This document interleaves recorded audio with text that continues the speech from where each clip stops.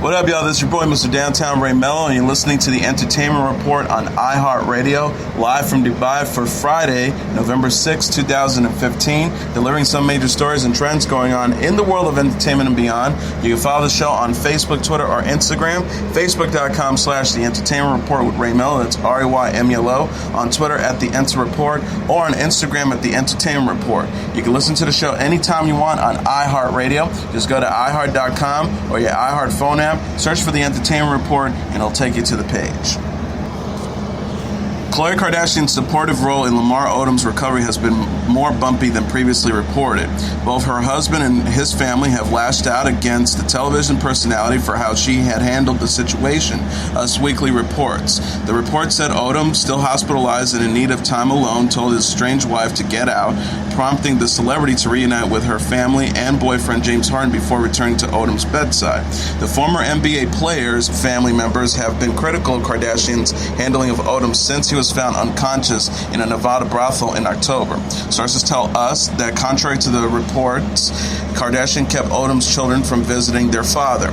Other sources close to Kardashian insisted to us she did do no such thing.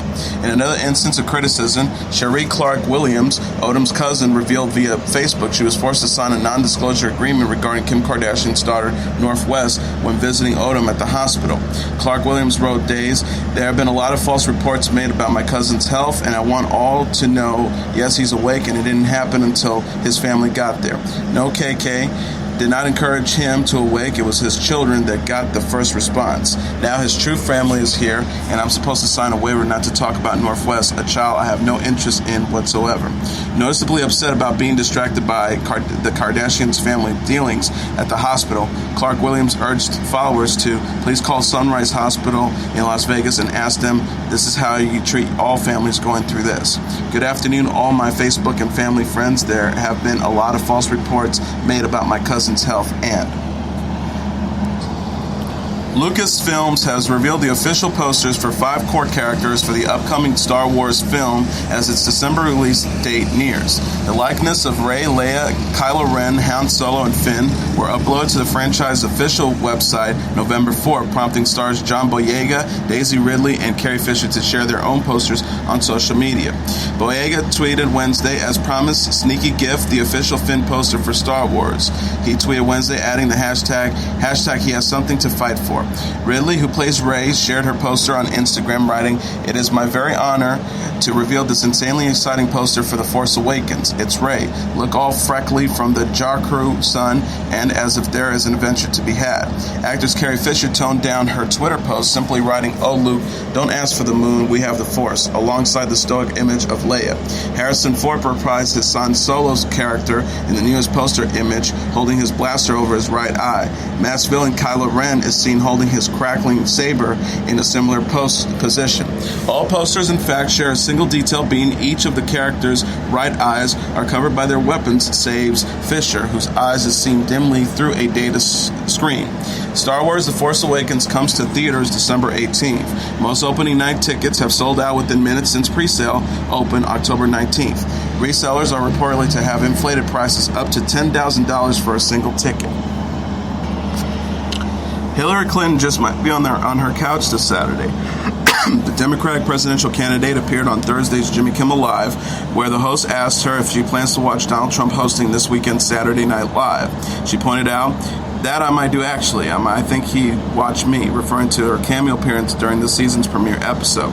Jimmy Kimmel mentioned that Clinton went to Trump's wedding, leading the host to ask if the former First Lady bought a gift to the nuptials. She demurred with the laugh, "I went to his wedding."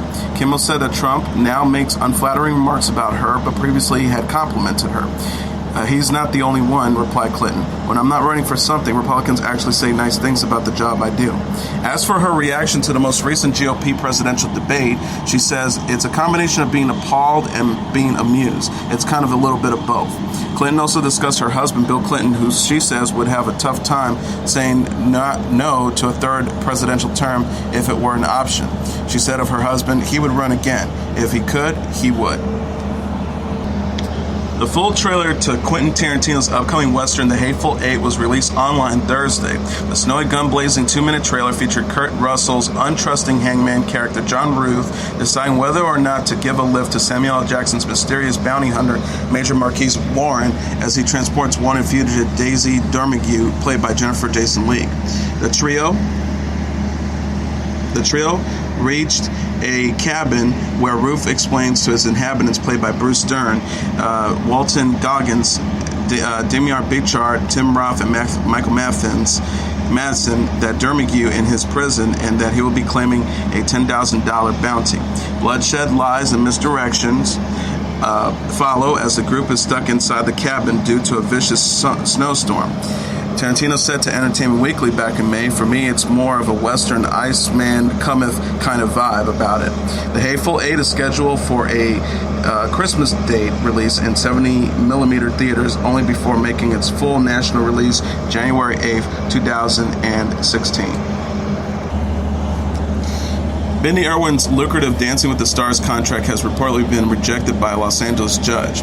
The 17-year-old Australian conversationalist has earned $230,000 thus far on the ABC reality competition, but TMZ reports the judge wants proof Irwin's dad, the late crocodile hunter Steve Irwin, is indeed deceased before she will approve the contract.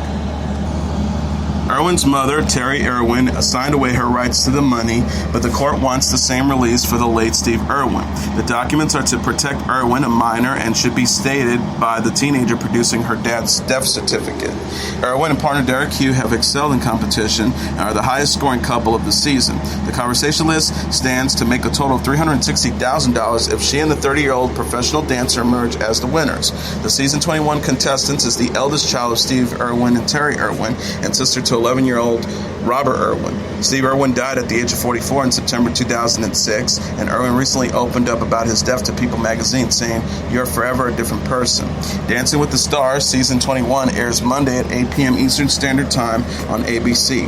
Irwin and Hugh earned a near-perfect 28 with their Foxtrot Tamika song Grace Kelly this week, and the teenager shared a photo of herself with the dancer in rehearsals Wednesday. Mark Zuckerberg proudly shared a photo of his pregnant wife Priscilla Chang on Wednesday. The 31-year-old Facebook co-founder took the social media site to post a picture of himself with his 30-year-old wife. Famed photographer Annie Leibovitz shot the photo at the Vanity Fair New Establishment Summit in October.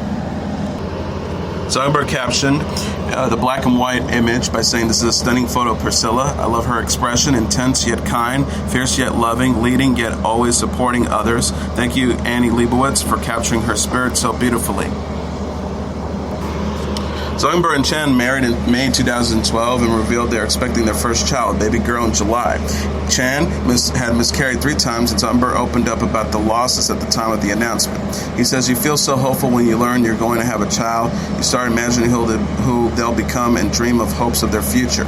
You start making plans, and then they're gone. It's a lonely experience." Zuckerberg and 4 of his Harvard University classmates launched Facebook in 2004, and the co-founder remains chairman and chief executive officer of the company. The venture was dramatized in 2010's movie The Social Network. Comedian Eddie Murphy and girlfriend Paige Butcher are expecting their first child. Murphy's rep told news outlets the 54-year-old American actor and 36-year-old Australian model and actress are pleased to announce they will welcome a baby in May 2016. Murphy and Butcher have been together 4 years. The model told Vanity Fair in 2013 she avoids social media due to her high-profile beau. She said, "I'm in a relationship with a celebrity, so I felt like there's already enough of me out there. I felt like I was giving out too much information. I was giving people too much access. I like to keep it as much private as possible now." Murphy is father to 8 other children: 26-year-old Eric, 25-year-old Bria, 24-year-old Christian, 22-year-old Miles, 21-year-old Shayna, 15-year-old Zola, and 13-year-old Bella with ex-wife Nicole Mitchell, and 8-year-old Angel with ex-girlfriend Melanie Brown. Murphy last starred in 1,000 Words in 2012 and is slated for the long-awaited Beverly Hills Cop 4 and Triplets with Arnold Schwarzenegger and Danny DeVito. Butcher has appeared in Something's Gotta Give and Big Mama's House, too. Halo 5 Guardians has earned over $400 million in global sales on its way to becoming the biggest launch in franchise history and the fastest-selling exclusive Xbox One. According to Microsoft, the fifth installment in the long-running first-person shooter series attained the feat 1 week after release and now pushes the franchise total to over $5 billion in lifetime sales. Already, players have logged in more than 21 million hours of total gameplay across the game's various single-player and multiplayer modes. Halo 5 also has earned the Guinness World Record for the most watched video game launch broadcast with over 330,000 streams on the evening's broadcast and 5.5 million total views across the week. Phil Spencer, the head of Microsoft Xbox division, said that the success of Halo 5 Guardians is a testament to the innovative work from the entire team at 343 Industries to bring this installment to Xbox One and the incredible community of fans who have come to love the stories, the characters, and the gameplay central to the franchise. He also added by saying the game represents all the possibilities of Xbox One and has earned its place as the anchor title in the greatest holiday games lineup in Xbox history. Halo 5 Guardians launched on October 27th exclusively for Xbox One. Jimmy Kimmel succumbed to the conditions of a lost bet between himself and actor Eric Stonestreet during a Wednesday night episode of Jimmy Kimmel Live. The bet surrounding this year's World Series between the New York Mets and the Kansas City Royals consisted of the loser being shot with paintball guns from inside a bouncing house for a full minute. Kimmel, a Mets fan and loser of the deal, suited up in his favorite team's uniform to subject himself to the painful ordeal, which was carried out by Stonestreet, 3 Royal players, Seth and security guard Guillermo Rodriguez. Kimmel said to Stonestreet of the Major League Baseball players, "I don't remember inviting them to shoot me. I remember you inviting them to shoot me." The actual shot out lasted 30 seconds after Stonestreet gave Kimmel a break. Still, the late-night host spent most of the half-minute attack trying to hide from the hard-hitting paintballs. Player Jeremy Guthrie wrote on Instagram alongside a group of photos from the Jimmy Kimmel Live set, "Thank you for having us and honoring your bet. May the welts be healed soon." Idris Elba has revealed the first details about the new Luther special. The 43-year-old British actor and BBC America previewed the 3-hour one-night episode in a press release Thursday. The special will air December 17th at 9 p.m. Eastern Standard Time. The episode will see Detective John Luther, played by Elba, abandon his seclusion to pursue the cannibalistic serial killer Stephen Ross, played by John Heffernan. The sadistic killer pushes Luther closer to the edge than he's ever been, and he returns to the dark recess of his mind. Elba opinionated, "I think there were bigger challenges when he lost his wife and best friend. That was a huge pinnacle and something that it took him a long time to get over. And in this special, there's something similar that happens to him that is definitely traumatic." He said of the character's compulsion to help, "I think Luther goes back just because he can't stay away from it too long. Ultimately, because he's a protector, he just wants to be able to fix what he can see other people won't be able to."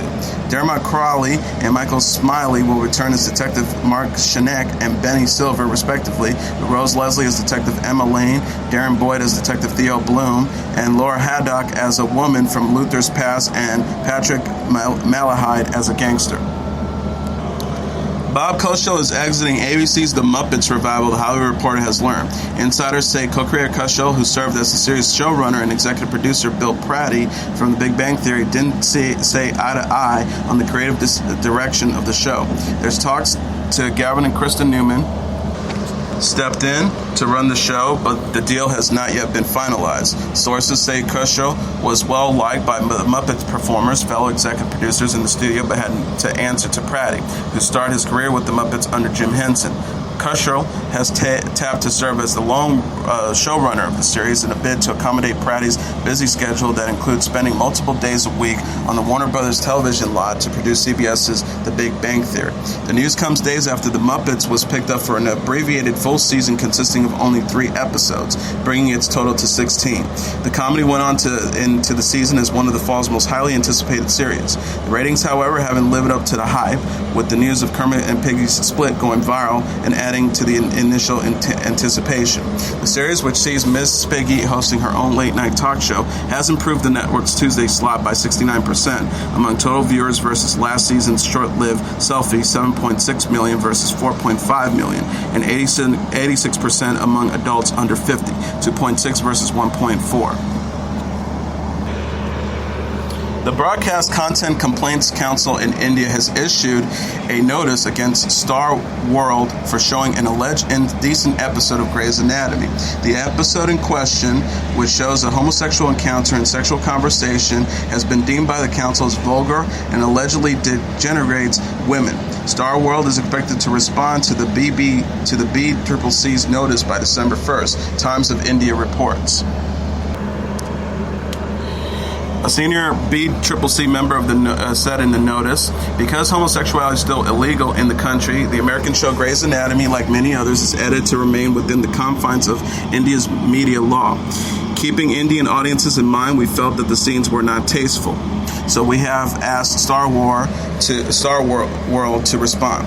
Showrunner Shonda Rhimes responded to similar complaints last year, saying, "If you're suddenly discovering that Shondaland shows have scenes involving people who are gay, you are late to the party." In addition to the tweet, Rhimes disinvited those critical of homosexuality on television from the party. "Bye, Felicia," she wrote. The episode prompting the official backlash consisted of a female doctor discussing why she can't please her partner in bed, asking him to demonstrate how to satisfy a woman. Times of India reported that the BCCC has received almost 28,000 complaints in response to similar obscenities between 2011 and August 2015. Blake Lively astonished with her post-baby body Wednesday in Australia. The 28-year-old American actress was spotted in a bikini on the Shadows set on Lord Howe Island. Lively looks healthy and incredibly fit less than a year after giving birth to daughter James. The Star's trainer Don Saladino told People magazine, "This is way beyond having her just look great in a bikini. That's important, but it's all about keeping her energy level high and making sure that day in and day out when she's shooting this film, her recovery is optimal." He insisted what she did was very doable. "We weren't in the gym for 3, 4, 5 hours a day. It was a max an hour. Maybe a couple of special days it went over a little bit, but the reality is she has a baby and she's a working woman." Lively and husband Ryan Reynolds married in September 2012 and welcomed daughter James in December 2014. The actress told the BBC in May she feels pressure to lose her baby weight, but qualified she isn't obsessing about shedding pounds. She said, "I still haven't lost a pretty good chunk of it, but it's also the pressure. Who cares? There's pressure to lose it, or women are supposed to look like they did when they were 19, right after you give birth to your child. I think it's silly." Lively will star with Oscar Janetta in The Shallows, which opens in theaters June 24, 2016. The actress is also slated for an upcoming Woody Allen movie with Kristen Stewart and All I See Is You with Jason Clarke. Giada De Laurentiis says cooking helped her cope with her recent divorce. The 45-year-old Food Network star opened up about her split from Todd Thompson in an interview Wednesday on The Wendy Williams Show. De Laurentiis and Thompson were married 11 years before separating in 2014 and finalizing their divorce in September. She shared, "I always say that I sort of gained my confidence as a young girl in the kitchen. That's where I felt the most creative and empowered. All of a sudden, word came short of crashing and I got divorced. Cooking really helped me get through it. It made me happy." De Laurentiis and her ex-husband share 7-year-old daughter, Jade. The celebrity chef reveals she is seeing someone new, but resisted Williams' attempt to pry further. Fellow Food Network star Bobby Flay denied he and De Laurentiis are dating. De Laurentiis told the Atlanta Journal-Constitution earlier this week, "My divorce brought sadness and self-doubt. Cooking was a way for me to find myself again, find a comfort zone, and shut out the noise of the world." De Laurentiis has hosted the Food Network series Giada at Home since 2008 and contributes to NBC's morning show Today. She has also authored several books, including Everyday Italian, Giada's Kitchen, Every Pasta, and Giada's Feels Good Food. Reigning WWE World Heavyweight Champion Seth Rollins tore his right ACL, MCL, and medial meniscus and will be out of action for 6 to 9 months. Rollins suffered the injury Wednesday night while facing against Kane in Dublin, Ireland. Rollins was set to meet Roman Reigns at the company's annual November event Survivor Series with the championship on the line. WWE announced Thursday that the title would be vacated and that a tournament would be held at the pay-per-view to crown a new champion. Rollins won the title in shocking fashion when he defeated Brock Lesnar and Roman Reigns in a triple threat match at WrestleMania 31 in March. Back in September, wrestling icon Sting suffered a serious neck injury during a match with Rollins that could have shortened his career. Rollins last made headlines in August when he defeated John Cena at SummerSlam with the help of former Daily Show host Jon Stewart. Pop star Justin Bieber is showing signs of stabilizing his once chaotic life as a famous pop star, but the Canadian celebrity says childhood stardom almost destroyed him.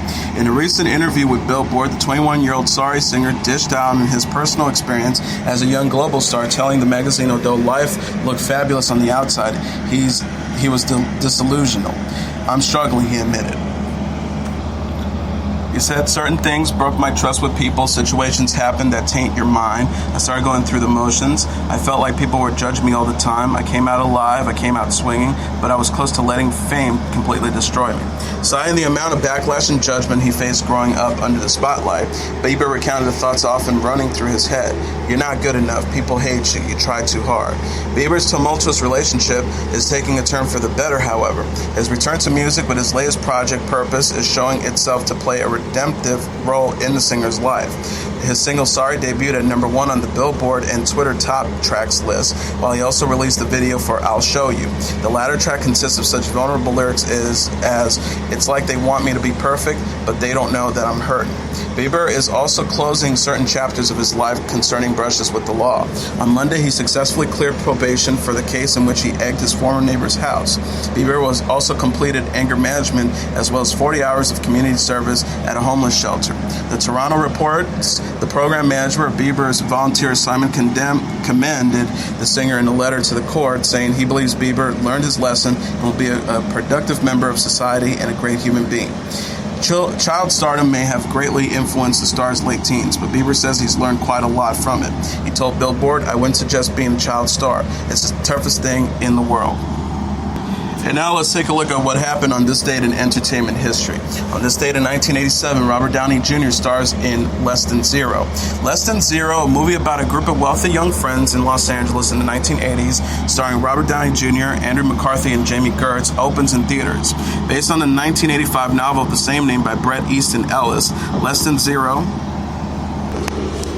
told the story of Clay, played by McCarthy, a college freshman who returns home for Christmas break to discover that his former girlfriend, Blair, played by Gertz, is involved with his flamboyant, drug-addicted high school friend, Julian, played by Downey.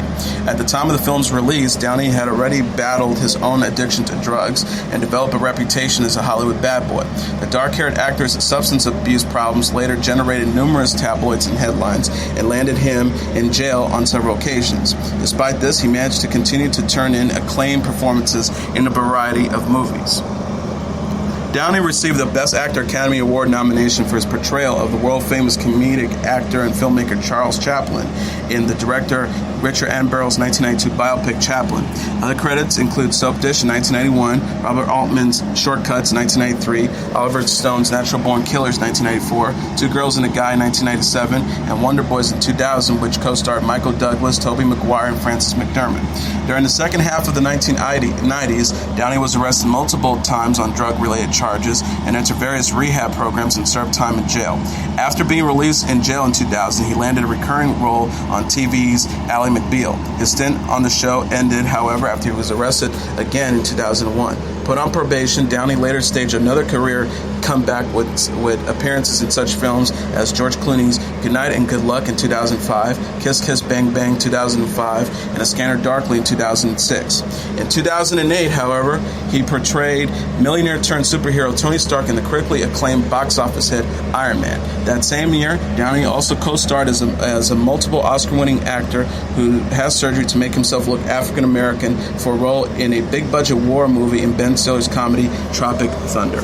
And that is your entertainment report for Friday, November 6, 2015. I'm your host, Mr. Downtown Ray Melo. I'll be back on Monday to deliver some major stories and trends going on in the world of entertainment and beyond. You can follow the show on Facebook, Twitter, or Instagram. Facebook.com/The Entertainment Report with Ray Melo. That's RAYMELO. On Twitter at The Enter Report, or on Instagram at The Entertainment Report. You can listen to the show anytime you want on iHeartRadio. Just go to iHeart.com or your iHeart phone app. Search for The Entertainment Report, and it'll take you to the page. Everyone have a great weekend.